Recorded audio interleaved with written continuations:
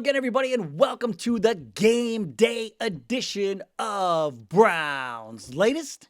I'm Dave Grendzynski, and this is where we get you caught up on some of the latest news and tidbits tied to our favorite team in the NFL, the Cleveland Browns, as they get ready to take on the Miami Dolphins today at a windy and rainy Huntington Bank Field. I'll still call it Cleveland Browns Stadium. Call it what you want, but the Brownies and the Dolphins are mixing it up here on this Sunday, this afternoon. Thank you to everyone who has liked our previous episodes. Thank you to everyone who has subscribed to the channel. We keep inching our way to 10,000.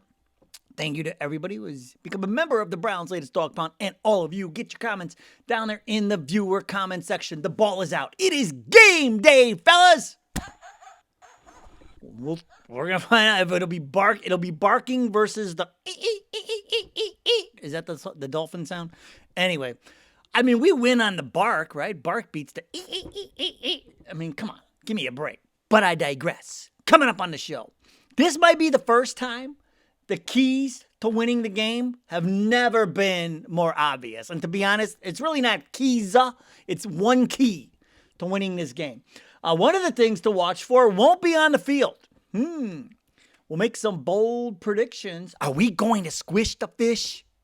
And then down in the viewer comments, there's a common theme. They're going to protect Gabriel. We'll find out what that means. What's going on today as we get ready to play the Dolphins? Miami. Welcome to Miami. Actually, it's the other way around. Welcome to Cleveland, Miami. It's the Tua and little Tua 2.0, the lefty battle. They were calling it the Icy Hot Bowl the other night when our guy Flacco went out there and ripped up Pittsburgh and Aaron Rodgers. I don't know what you would call it, the Leftorium. Remember the Simpsons when Ned Flanders opened the Leftorium? Everything was just for left-handed people. Dillon Gabriel and Tua could both shop there. But the key to winning this game, folks, it's so easy. You just got to run the ball. And we have a guy who can do it. His name is Sean Judkins. We also have another guy named, so you have Judkins, and then you have Dylan Simpson, who also can run the ball. And if those two guys don't get 20 carries each today, I could lose my mind. It's that simple because they can't stop the run. They've given up over 190 yards in each of their last 3 games on the ground. Not total. That is each of their last 3 games. They average giving up over 140 yards per game on the ground, and they're not much better at pass defense either. So, but with the conditions today, it's just screaming for us to run the ball. We got to run the ball, and then don't abandon the run. If we run it once or twice, Kevin, don't go, oh my gosh, they stopped us. Oh no, we got to throw it 59 times. Do not do that, Kevin. The key will be to stick with the run, Kevin.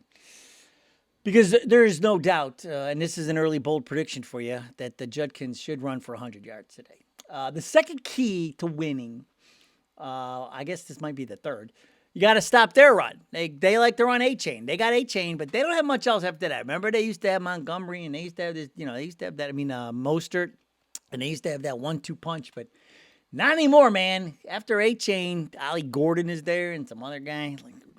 So there's not much going on. So they could take A-Chain out of this game, make them one-dimensional in this kind of weather. But the thing is, they're going to try and do the same thing to us, right? They're going to try, but they can't stop the run. We can stop the run. We're really good at stopping the run. They're not. And so if we can make them one-dimensional in the wind and the rain, it goes a long way towards winning this one. And then if you can make them one-dimensional, to me, the only 2 guys you got to worry about are Waddle and Waller. Waller, he came out of retirement. He's their version of Flacco. He was in the rocket chair, and they're like, dude, we need a tight end. He was like, all right, I'll come out and play. So he's back playing with them. And if we can keep Waddle and Waller. It sounds like a law firm. We can keep the law firm of Waddle and Waller under at bay, then we'll be in great shape. Stop the run and keep those 2 in front of you, and you're set up to win. Now, those are the keys. But there are some things that you should be watching for as all of this plays out. And the first thing you want to do, keep your eyes in the stands. Watch the stands. If this offense starts sputtering again, even in the rain, people are not going to be happy. Everybody's over it. Everybody is done watching this putrid offense.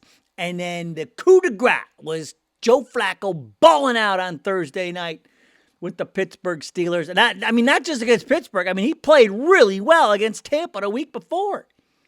So, was it, Tampa or San Francisco? Who'd they play? Whoever they played. He played, Green Bay. He played really great against Green Bay, a few days before that. So, told you, don't get old. I told you, folks, do not get old. Caught that brain fart, though. But I'm telling you, man, it is going to get ugly fast. If they go out there, the first couple of drives, 3 and out, look out. Oh, my. They will turn on them fast. Also, watch to see if they get both Sampson and Judkins involved. I don't see why you wouldn't. I'm saying minimum 20 carries for Judkins, 15 for Sampson. I think it should be an even split, 20-20. But we got to see we got to get the training wheels off of Sampson. Let's go. I don't even think it's that. I just think Stefanski doesn't even realize he has Sampson. He's like, what happened to that? Remember that guy against Cincinnati? We had that guy. We threw him all those passes. And he was running in the back. He was running. And he ran pretty good, too. And then, what happened to that guy? He's like, he's right there, coach. Oh, hey, what's up, man? I wouldn't put it past him. Also need to see how Myles Garrett responds after disappearing in the Pittsburgh game, but then sort of popping off after it. And so we'll see what, he also rested again a little bit this week. So he's got nagging injuries and he's playing through them. But how does he respond after what happened when he almost started to pop off and then kind of bit his tongue? Also, keep your eye on Tyson Campbell. Although I think if the weather is half as bad as they're saying it's going to be this afternoon, I don't think the throwing is going to be a big part of anybody's game plan, to be honest. But if the weather is better than expected, watch Tyson Campbell. We'll see if he's any. I mean, I'd say he was like 50-50. I'd have given him like a C grade, maybe C- last week. I'll give him credit for he's traded and he has get here and get caught up. But he did get smoked a few times by Metcalf, and Cincinnati was somehow able to shut down Metcalf. But the other night, but whatever. All right, and then the other thing is, this is a big one. Holy Schmidt kicking in these conditions. Oh my goodness, this could be one of those games, folks. Could be. It shouldn't be because we should be able to run for like 300 yards. But it's Stefanski, so we'll probably run the ball 7 times and throw it 75.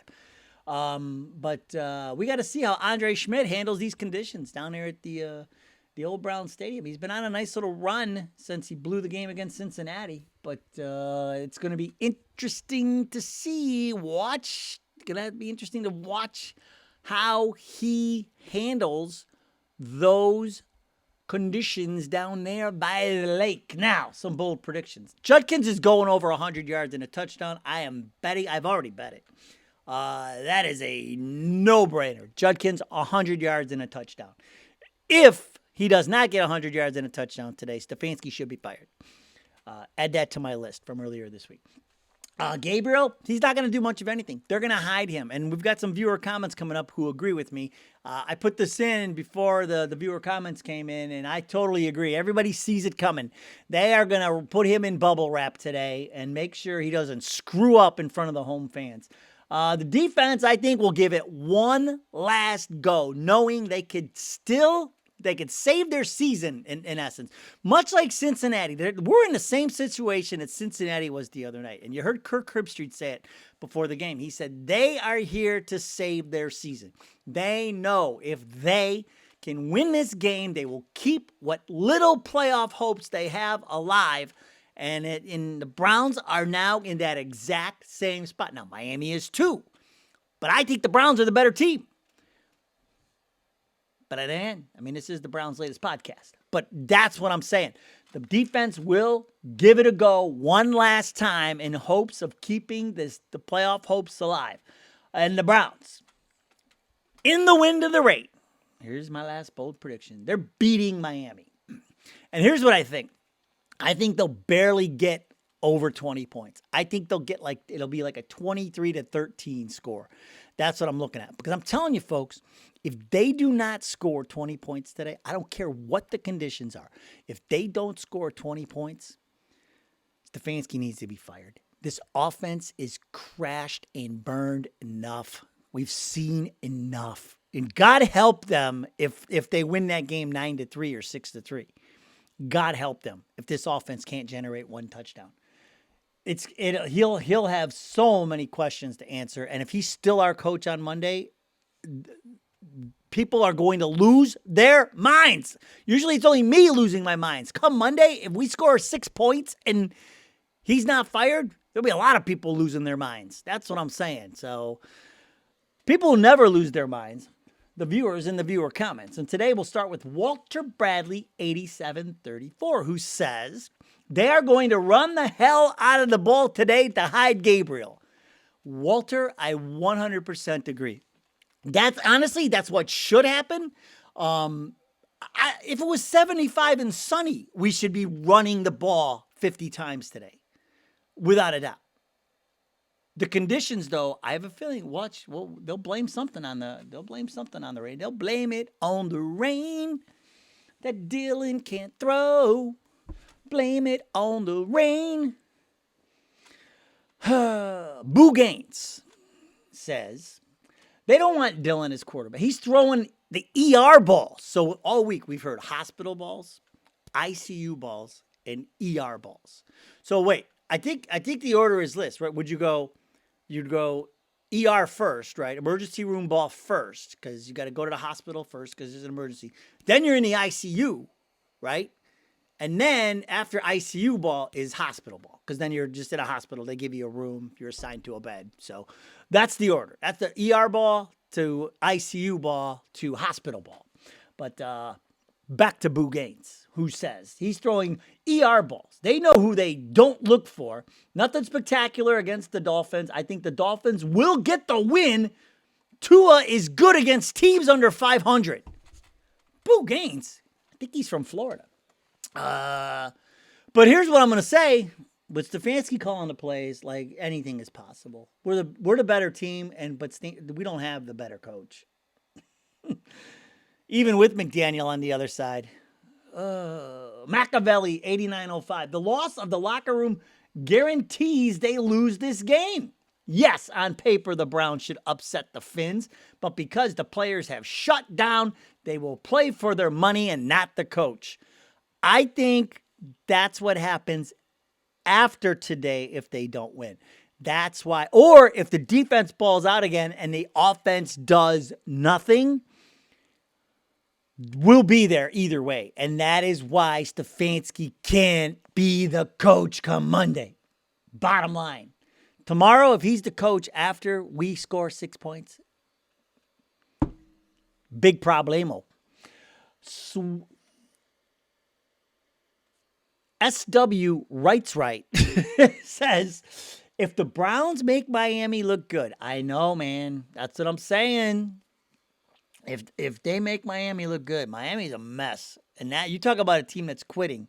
I told you all week, all the talk has been, it's not been about the game. It's been about who are we trading to try and fix this, because they've given up on this season already, folks. If the Browns can't beat this team, massive, massive, massive problem. Massive. And we'll end on Keith Greer, 462, who says, now, as someone who knows, he's from South Florida, as someone who knows, the Dolphins live in rain and wind. LOL. So he says the Dolphins will be ready for the wind and the rain. It's not going to be like extremely cold, even though it's going to be, we're still going to have temperatures in the 60s. And there's this old stat that every time, Miami, when the Dolphins had to play in temperatures under 32 degrees, they would be like 0-1,000 or whatever. This is not the case. This is no frozen tundra situation, nothing like that. So it'll be a little cooler than it is in Miami, but it's not going to be anything like it will be here in January or February. So wind and the rain may not bother the fish as much as we're hoping, but both teams have to play in it. So, all right, folks, this is a no-brainer 10-point win, easily, at least 10-point win for the Browns today. That is what I'm saying. 100%. Boom.